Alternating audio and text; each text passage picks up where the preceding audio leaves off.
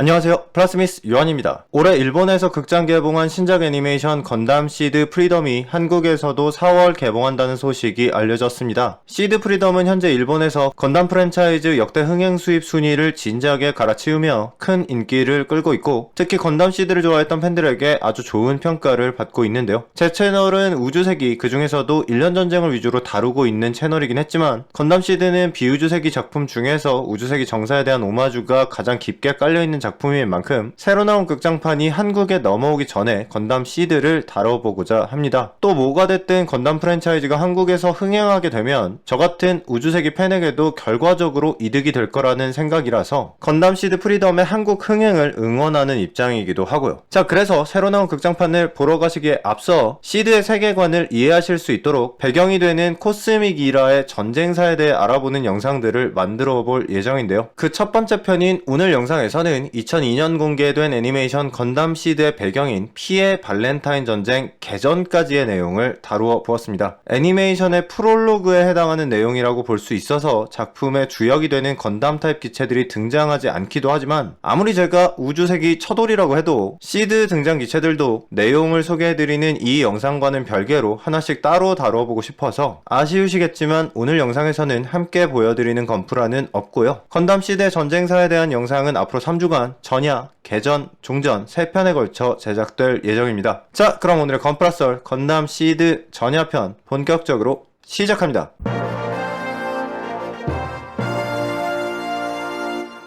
건담 시드는 비우주세기 작품이지만 우주세기를 대놓고 오마주하고 있는 작품이었습니다. 그래서 우주세기 건담 정사에서 우주로 진출한 인류인 스페이스노이드와 지구에서 생활하던 어스노이드의 대립을 작품의 주된 갈등으로 삼았던 것과 비슷하게, 건담 시드의 세계관인 코스믹 이라에서는 유전자를 조작한 인류 코디네이터와 자연빵으로 태어난 인류인 내추럴 사이의 대립을 작품의 주된 갈등으로 삼고 있죠. 또 우주세기 작품에서 이미 과거에 사망한 인물로 등장했지만 사실상 1년 전쟁의 불씨를 당겼 다고 할 수 있는 지온즘 다이쿤이 있었던 것과 비슷하게 코스믹 이라에서는 최초의 코디네이터인 조지 글렌이라는 캐릭터가 있는데요. 자, 그래서 일단 이 양반에 대한 이야기부터 시작해보도록 합시다. 석유 자원이 고갈되고 환경오염이 악화되면서 전 세계가 경제 불황에 빠져버린 뒤 각국은 몇 개의 배타적 경제구역으로 분할되며 세계 3차 대전이라고 할 수 있는 재구축 전쟁을 시작하게 됩니다. 동시에 S형 인플루엔자 바이러스의 창궐로 인해 수많은 사상자가 발생하자 한 과학자 집단이 배아 발달 과정에서 태아의 유전자를 조작해 일종의 강화인간인 코디네이터를 탄생시키게 되는데, 이렇게 태어난 최초의 코디네이터가 바로 방금 전에 말씀드린 조지 글렌입니다. 그리고 조지 글렌이 태어난 지 16년이 지났을 때 중앙아시아 전선의 카슈미르 지역에서 사용된 마지막 핵병기의 폭발을 기점으로 지구상의 전쟁을 종결하기 위한 움직임과 함께 인류의 우주 진출을 위해 각 라그랑주 포인트의 스페이스 콜로니의 건설이 본격화되는데요. 이로부터 9년 후 재구축 전쟁이 완전 종결되면서 지구상의 인류는 대서양 연방, 유라시아 연방, 동아시아 공화국 등의 국가연합체로 재편되었습니다. 재미있는 점은 영국이 EU 가입 국가들이 소속된 유라시아 연방 쪽이 아니라 미국, 캐나다와 함께 대서양 연방 소속이라는 점입니다. 건담 시드는 브렉시트 전에 나온 애니메이션인데 이렇게 될 걸 어떻게 알았을까요? 자, 뭐 아무튼 재구축 전쟁 종결 이후 유엔의 주도로 새로운 양력 코스믹 이라가 선포되었는데, 9년 전 마지막 핵무기가 사용된 시점을 원년으로 삼았기 때문에 코스믹 이라가 선포된 이 시점은 자동으로 코스믹 이라 9년이 되었죠. 자, 그리고 다음 해인 코스믹 이라 10년, 콜로니 건설을 위한 중간기지로서 월면의 코페르니쿠스 기지의 건설이 시작되었고, 또 다음 해인 11년에는 인류 첫 번째 스페이스 콜로니인 위그드라실이 완성됩니다. 자, 한편 조작된 유전자를 가지고 태어난 조지 글렌은 17세에 MIT 물리학 박사학위를 받은 뒤 노벨상을 받을 만큼의 업적을 달성했으며, 동시에 미식 축구 선수로 활약하며 올림픽 금메달리스트가 되었고, 공군에 입대해 에이스 파일럿으로 활약하는 등 전방위에 걸쳐 뛰어난 능력을 보인 뒤 코스믹이라 15년 대서양 연방의 우주비행사로 발탁되어 직접 설계한 우주선 치올코프스키를 타고 목성 탐사 임무에 착수하게 되는데요. 참고로 이 우주선에는 외골격 동력 보조 우주복이 장착되어 있었는데, 이 우주복의 이름이 바로 모빌 셔트로 이것이 이 세계관에서 이후 개발되는 인간형 거대 병기의 원형이 되죠. 자, 아무튼 누가 봐도 범상치 않은 임무 인물이었던 조지는 세간의 주목을 받고 있었는데 목성 탐사를 떠나기 직전 그는 자신이 유전자 조작에 의해 태어난 코디네이터임을 밝히며 자연적으로 태어난 인간에 비해 모든 측면에서 우월하다 주장했죠. 당연하게도 조지 글렌의 이 고백은 지구상에 엄청난 반향을 일으켰습니다. 각 종교 단체가 생명 존중 차원에서 유전자 조작에 반대했고 환경보호를 기조로 삼는 정치단체 블루 코스모스 또한 코디네이터 제조를 비판하고 나섰으며 그들의 후원자였던 대서양 연방은 블루 코스모스에게 힘을 실어줬죠. 자, 그리고 다음에 이탈리아에서 유엔이 유전자 개조에 대한 의정서를 채택하면서 추가적으로 코디네이터를 만드는 것이 법적으로 금지되었죠. 뒤이어 코디네이터를 만들던 시카고의 한 병원은 블루 코스모스로 추정되는 이들에게 테러를 당하기도 했지만 그럼에도 불구하고 일부 재벌들이 막대한 자본을 이용해 비밀리에 자신의 자녀들을 코디네이터화하고 있었습니다. 자, 한편 목성 탐사를 떠났던 조지 글렌은 이후 증거 1호라고 불리게 되는 화석을 발견해 지구로 돌아오게 되는데 분석 결과 날개 달린 고래처럼 생긴 이 화석은 가짜일 가능성이 전혀 없는 명백한 외계 생명체의 흔적이었고 지구의 생명체의 존재가 증명되자 지구상의 생명체와 그 창조 과정을 교리의 기반으로 두고 있었던 여러 종교계는 그 권위를 위협받게 되었습니다. 이 사건으로 인해 종교계의 영향력이 떨어져 반코디네이터파의 한 축이 무너지게 되면서 코디네이터에 대한 억제력이 약해져 버렸고 코스믹이라 30년에 다다라서는 코디네이터 관용론이 널리 퍼지며 일대 코디네이터 붐이 일어나게 되죠. 자, 이 1차 코디네이터 붐에 힘입어 주로 코스믹이라 30년도 전후에 탄생한 1세대 코디네이터들은 첫 번째 코디네이터였던 조지 글렌과 마찬가지로 태어나기 전에 유전자를 조작한 존재들이었는데요. 이들이 성장하며 학문과 예체능 등 모든 분야에서 두각을 드러냈고 코디네이터와 내추럴의 차이가 명확해지자 유전자 조작에 대한 비판이 다시 수면 위로 올라오며 여러 종교단체와 블루코스모스 파생의 무장단체들이 반코디네이터 이념 아래 다시 연합하기 시작했습니다. 자, 그러나 우주에 건설 중인 콜로니들 때문에 내추럴들 입장에서도 마냥 코디네이터를 비판만 할 수가 없었는데요. 열악한 우주 공간에서 장기간 노동해야 하는 환경이었기 때문에 뛰어난 신체 능력을 가진 코디네이터가 내추럴에 비해 콜로니 노동자로 훨씬 적합했기 때문입니다. 그렇기 때문에 콜로니 클러스터, 즉 플랜트를 계속해서 건설하려면 자연히 우주에서 생활하는 코디네이터의 노동 인구가 늘어날 수밖에 없었고 이 코디네이터들이 결혼해서 낳은 아이들도 코디네이터 특유의 뛰어난 유전자를 그대로 가지고 있었기 때문에 플랜트에서 생활하는 코디네이터의 인구수는 우후죽순으로 늘어나게 되죠. 반코디네이터 조직은 우주에서 점점 세가 확장되는 코디네이터를 견제하기 위해 플랜트의 정치적 자율성을 뺏고 철저한 비무장 상태를 유지하도록 했으며 식량 생산 금지 조항을 통해 식량을 전적으로 수입에 의존하도록 막아두었는데요. 그리하여 코스믹이라 50년 시겔 클라인과 패트릭 자라라는 인물들이 플랜트의 정치적 자율성과 자유무역권, 자위권과 식량 생산권 등을 얻어내기 위해 정치 조직이자 일종의 자경대라고 할 수 있는 조디악이라는 조직을 설립하게 됩니다. 설립 당시 작은 조직이었던 조디악은 억압을 피해 몰래 활동하는 단체였지만 나중에 이 조직이 코디네이터의 세력의 중심인 자프트가 되죠. 자, 아무튼 그리고 최초의 코디네이터 조지 글렌은 자신이 코디네이터로 태어나지 않아서 사회적으로 불이익을 보고 있다고 생각해 분노한 젊은 내추럴에 의해 코스믹이라 53년도에 암살당하게 되고 이 사건의 위협을 느낀 코디네이터 세력은 각 플랜트의 대표들로 구성된 플랜트 최고위원회를 창설해 코디네이터들의 안전과 번영을 도모하게 됩니다. 자, 그리고 다음해인 코스믹이라 54년 이전에 있던 모든 종류의 백신이 듣지 않는 새로운 변이종 S2형 인플루엔자가 창궐하게 되는데 코디네이터는 이 변종에 피해를 받지 않았지만 내추럴은 치명적인 증상을 보여 대규모의 내추럴들이 이 전염병으로 인해 사망하게 됩니다. 그리고 사실 여부를 확인할 수 없지만 내추럴만 죽어나가는 이 변종 바이러스가 조지 글렌의 죽음에 복수하려는 코디네이터들이 만들어 살포하는 것이라는 소문이 확산되면서 내추럴과 코디네이터 간의 갈등이 급속도로 깊어졌고 종교계는 S2형 인플루엔자가 신의 징벌이라 주장하며 토리노 의정서를 통해 유전자 변형 금지 협정을 체결했는데 플랜트 최고위원회에 막혀 플랜트에까지 이 협정의 효력을 발휘할 수는 없었고 지구상에서의 유전자 조작을 금지하는 것에 그쳤죠. 그리고 이후 플랜트의 과학자들이 S2 인플루엔자 백신을 개발해 지구로 유통하면서 전염병의 창궐은 일단락되었으나 지구상에서 코디네이터에 대한 반감은 수그러들지 않았고 그에 따라 그나마 지구에 남아있던 코디네이터들마저 플랜트로 이주하게 되면서 지구는 내추럴의 거점 그리고 우주는 코디네이터의 거점 이렇게 인류가 양분되게 됩니다. 이후 코스믹이라 57년에는 본격화되는 내추럴과 코디네이터 간의 갈등을 예방하기 위해 대서양 연방과 유라시아 연방 그리고 동아시아 공화국의 연합군이 플랜트 내에 주둔군을 설치하게 되는데요. 이 연합군이 바로 바로 애니메이션에 등장한 지구연합군의 전시인이라고 할 수 있겠습니다. 자, 이렇게 플랜트에 대한 군사적 개입이 시작됨에 따라 이미 무장단체를 조직한 바 있었던 시겔 클라인과 패트릭 자라가 플랜트 최고위원회 의원으로 선출되었고, 그들이 가진 조직 조디악에 대한 플랜트의 비밀스런 지원이 강화되었는데요. 식량 자원을 인질로 잡혀있던 플랜트는 에너지 자원과 공산품을 생산해 일방적으로 지구에 제공하며 사실상 착취를 당하는 입장이었고, 이를 정치적으로 해결해보려고 나섰던 패트릭 자라가 반 코디네이터 단체에게 테러를 당하게 됩니다. 하지만 다행히 그는 이 테러 공격에서 살아남았는데, 그럼에도 불구하고 위협을 느끼게 된 패트릭은 그의 아들 아스란 자라를 월면 도시 코페르니쿠스로 보내게 되고, 여기에서 건담 시대의 두 주인공이라고 할 수 있는 아스란과 키라가 만나게 되었죠. 아무튼 이때 패트릭이 느낀 위협은 기후가 아니었고, 테러 사건 2년 뒤인 63년 블루코스모스의 테러 공격에 의해 플랜트의 에너지 생산 시설이 파괴되는 사건이 벌어집니다. 이런 상황인데도 지구권은 함대를 동원해 플랜트를 위협하며 지구로 보내던 에너지 자원을 그대로 계속 보낼 것을 명령했고, 그에 따라 시겔 클라인과 패트릭 자라를 필두로 플랜트 독립을 추진하는 세력의 목소리가 커졌으며, 65년도에 이르러서는 조디악이 그 명칭을 자프트로 바꾸고 비밀리에 모빌 슈츠 개발을 시작해 2년 뒤인 67년 완전한 기능을 갖춘 최초의 전투용 모빌 슈츠 YMF-01B 프로토타입 진을 비밀리에 생산하기 시작하며 지구권으로부터의 독립투쟁을 본격적으로 준비하게 됩니다. 그리고 다음에 플랜트 최고위원회 의장이 된 시겔 클라인이 앞으로 플랜트의 자율성과 무역 독립을 최우선시하겠다 선포하자, 이에 불만을 품은 지구 세력이 무력 시위로 플랜트를 압박하기 시작했고, 플랜트는 또 이에 반응해 본격적인 무력 증강을 시작해 교착 상태가 심화되었으며, 남미에서 플랜트로 가는 식량을 운반하던 수송함대가 지구연합에 의해 파괴되는 만델브로트 사건을 기점으로 패트릭 자라가 이끄는 자프트가 플랜트의 기존 경찰과 보안군을 흡수 합병하여 모빌 슈츠로 무장한 거대한 군사 조직으로 진화하게 됩니다. 자, 그리고 이제 충분한 무력을 갖추어 달보다 플랜트가 더 안전해졌다 생각한 패트릭은 월면 기지로 보냈던 아들 아스란을 다시 플랜트로 불러들였고, 달에 남기로 한 키라는 아스란과 여기에서 헤어지게 됐지만, 얼마 지나지 않아 정치적 상황이 악화됨에 따라 오브의 자원 위성 헬리오폴리스로 이주하게 됩니다. 자, 참고로 여기서 등장하는 오브 연합수장국은 건담 시드 세계관에서 꽤 중요한 세력으로 지구상의 남태평양 솔로몬 제도에 위치해 있지만 지구 연합에도 자프트에도 소속되어 있지 않은 중립국입니다. 타국을 침략하지 않고 침략을 허락하지도 않으며 타국 간의 분쟁에도 개입하지 않는다는 국가 이념을 중심으로 돌아가는 나라인데요. 이렇게 보면 평화주의를 기조로 하는 국가인 것 같지만, 오브는 전쟁 자체에 반대하는 듯 보이다 가도 사실 속으로는 무력 증강을 하고자 이런저런 비책을 꾸미기도 하는 이중적인 세력인데요. 키라가 헬리오폴리스로 이주하고 1년이 지난 69년 플랜트의 식량난을 해결하기 위해 자프트가 모빌 슈츠를 이끌고 지구권의 무력 압박을 역으로 제압한 뒤 자체적으로 식량 생산을 시작하자, 대서양 연방의 듀웨인 헬버튼이 지구권도 모빌 슈츠를 개발해야 한다고 주장했는데요. G 프로젝트라고 불리는 이 개발 계획은 공식적으로는 이 시점에 거부되었으나 대서양 연방의 일부 상원의원들의 지원을 통해 비밀리에 시작되었습니다. 그리고 이 과정에 오브가 참여하게 되어 키라가 있는 헬리오폴리스에서 작품의 주역이 되는 GAT X 시리즈의 모빌 슈츠들이 개발되기 시작했죠. 자, 이렇게 수면 위에서도 아래에서도 세계 정세가 급속도로 악화되는 가운데 코스믹 이라 70년 2월 5일 UN의 주최로 지구권과 플랜트 간의 협상이 개최되었습니다만, 후에 코페르니쿠스 비극으로 불리는 월면 테러로 인해 지구 측 대표들과 UN 지도부가 전멸하게 됐고, 플랜트 대표였던 시겔 클라인은 셔틀 고장으로 지각하는 바람에 사고를 면할 수 있었죠. 그리고 며칠 뒤 대서양 연방은 이 테러 행위가 플랜트 측에 의한 것이라 규정, 이를 내추럴 전체에 대한 선전포고라 단정하였으며, 지도부가 전멸해 사실상 붕괴된 UN을 대신해 지구연합이 설립되었음을 선포했고, 남미와 오세아니아 등 플랜트의 우호적인 지역 공동체들에 대해서도 적극적인 군사 행위를 벌이기 시작합니다. 또한 2월 11일에는 플랜트의 선전포고를 한 뒤 달의 프톨레마이오스 월면 기지로부터 작전을 개시하는데요. 3일 뒤인 2월 14일에는 블루코스모스가 미리 빼돌린 모비라머 웨비우스와 핵탄두를 이용해 플랜트 측의 식량 생산용 콜로니 유니스 7을 공격, 약 25만 명의 사상자를 발생시키게 되는데, 피해 발렌타인이라고 불리는 이 사건을 기점으로 지구연합과 플랜트, 즉 자프트의 본격적인 전쟁이 개막하게 됩니다. 자, 우주세기 설정에서 1년 전쟁이 시작하기 이전의 내용에 빠삭하신 분들이라면 시드의 발렌타인 전쟁 이전까지의 설정들이 대부분 우주세기에서 본 듯한 느낌이 든다는 생각이 드실 텐데요. 아무래도 완전 옛날 작품인 1년 전쟁 서사에서는 전쟁 초반에 벌인 학살 때문에 지온이 일방적인 악으로 보이는 면이 있었는데, 그 서사를 모티프 삼아 재구성된 시드에서는 지구연합과 자프트가 악행을 좀 나눠서 저질러서 그런지 선악 구도가 조금 더 불분명한 느낌이 들기도 하네요. 오늘 영상에서 보여드린 시드 세계관의 개전 전까지의 내용을 우주세계의 역사와 비교해보고 싶으신 분들은 정사 세계관은 아니지만 디오리진 세계관의 개전 전까지의 내용을 다뤘던 이 영상을 시청해보셔도 좋을 것 같습니다. 자, 아무튼 세계관의 개설부터 피해 발렌타인 전쟁 개전까지의 내용을 다룬 건담 시드 전야편은 여기까지가 되겠고요. 여기까지 저는 플라스미스 요한이었고, 저는 다음 주에 건담 시드 개전편 영상을 가지고 돌아오도록 하겠습니다. 구독해주시고